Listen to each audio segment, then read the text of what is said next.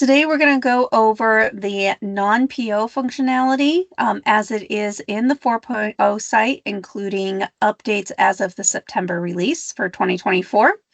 So we'll be going through some configuration items and we'll be going through user experience as well as security options. To do this, I'm using our test site. So to start with, going into the non-PO approval setup page. For those unfamiliar with the non-PO configuration page, it starts with the non-PO approval group setup. This is where you can choose your type of approval group, either dollar limited or ordered. You can enter your approval group name, and if you're using division functionality, you can choose your division. The middle section is going to show you the approval groups, what type of approval group it is, if it is assigned to a division. You can edit, delete, or deactivate. The center section is for your approval group users. So if you are using limited approval groups, you will see the dollar amounts. If you're using ordered, you'll see your ordered queue, and you can see the users assigned and make any edits that you need to. And at the bottom is your view only users if you are giving users access to view an approval group that they are not a part of. Your second tab is for user accounting setup.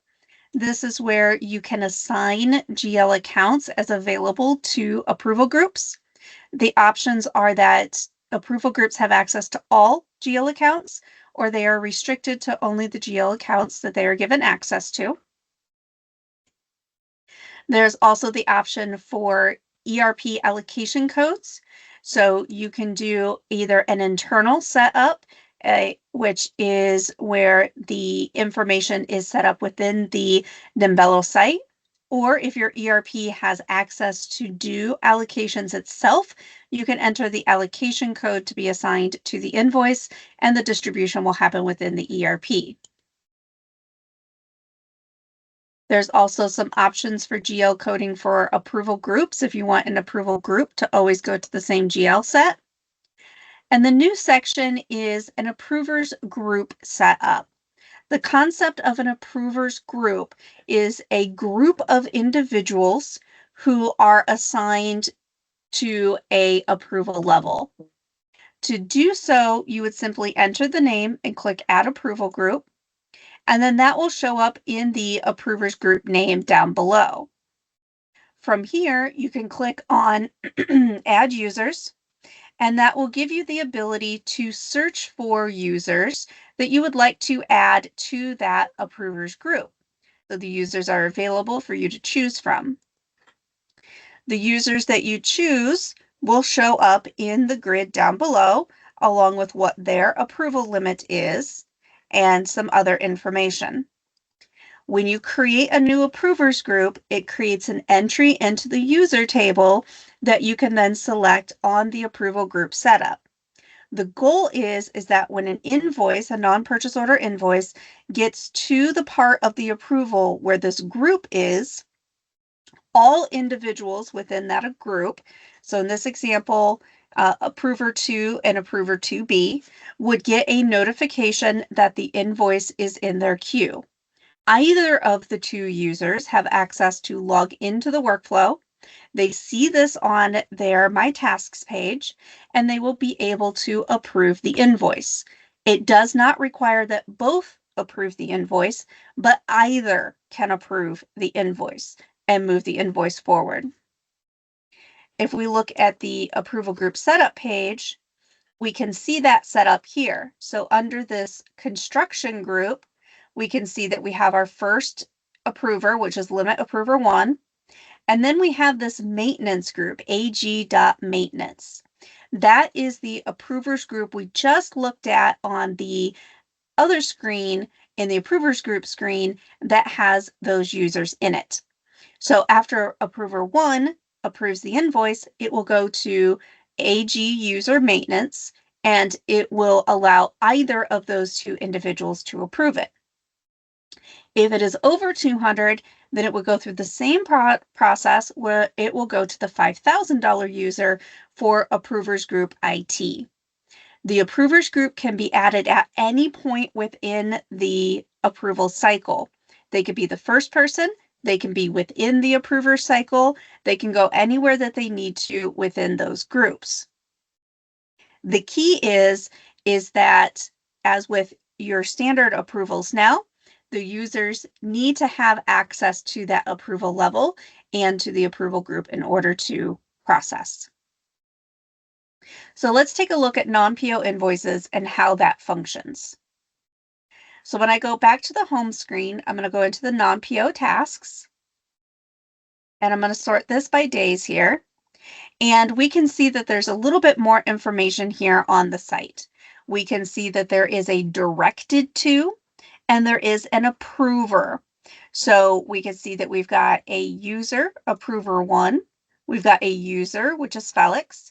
And we've also got these maintenance and supervisors, as well as mixed and maintenance and so forth.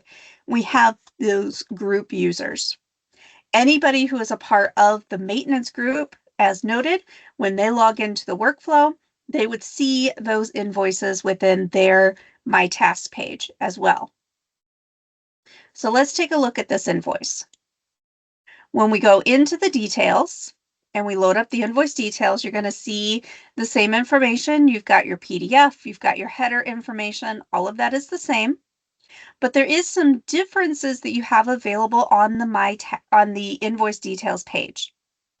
Some of those differences is going to be security based. You do have the option now to comment, direct to, and send to an approval group. Those 3 functions are all separate functions for non-purchase order invoices.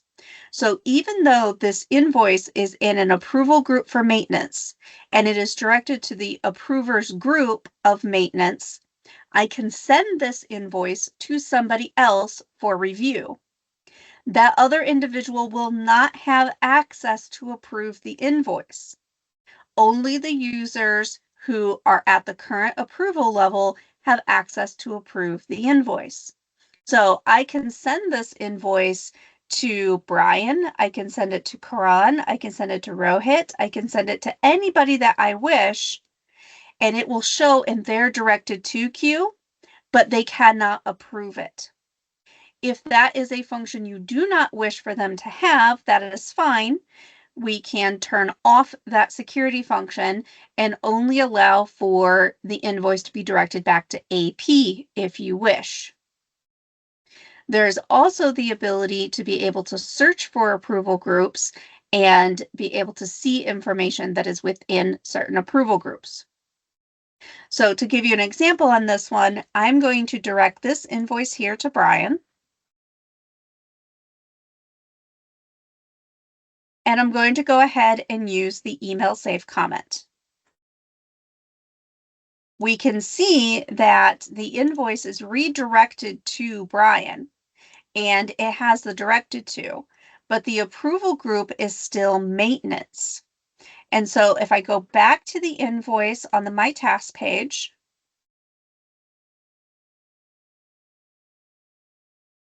I can see that here is that invoice that is directed to Brian, but it is still in the approver for maintenance. When Brian is done with his questions, he can send it back to maintenance. He can send it to somebody else if need be. He can leave a comment. It still shows in the My Task page for any user logging in that is part of the maintenance group, and it will show for Brian logging in that he is the directed to. So it will show in both queues simultaneously for the directed to as well as the approver and the users in the approver group. When we go back into the details, if Brian chooses to redirect this invoice, then he can redirect this invoice if he wishes back to another user, or he can just leave his comment. Once the invoice has been approved, it will continue to move through the queue. The invoice does not have to be redirected back to the approver for it to be approved. When it is approved, it will redirect from Brian to the next approver in the approver queue, or if it is within that approval's dollar level, it will go to ready to export. Changing the directed to does not require that the approver cannot approve it. It just indicates that there might be a question or some other item that is pending that somebody else needs to respond on. The other item that I mentioned is that you can do an approval group search as well. And again, you can open this up security-wise to individuals as you wish. So the approval group search, if the button is available, allows you to search for approval group names, users by first name, users by last name, or by divisions. The user, if you want approvers to be able to search approval groups, you can restrict them to only approval groups that they are a part of, or you can allow them to search all approval groups. It depends on how much security you want to provide to the approvers. If you want them to be able to search just groups that they are a part of, then when they search, they're only going to come up with results that they are a part of or have view access to. The search results are going to provide you the approval group name, the approval group type, if there is a description available, if there is a division assigned, and then the first 3 users within that approval group. And it's only going to show you the first 3 users within that approval group so that the grid stays fairly static. If there is a user that you are specifically searching for that is not part of the first 3, it will still show you the user that you searched for. So if I search for last name Gray, for example, I can see here that I've got my searched on user and what my results are. And so that information is available. To select the approval group, I'm just going to click on the approval group name. That will enter the approval group dropdown, and I can go ahead and save that then, and the invoice will move to that approval group. This gives the availability for a little bit more autonomy, if you wish, for approvers to be able to move invoices within groups that they are a part of.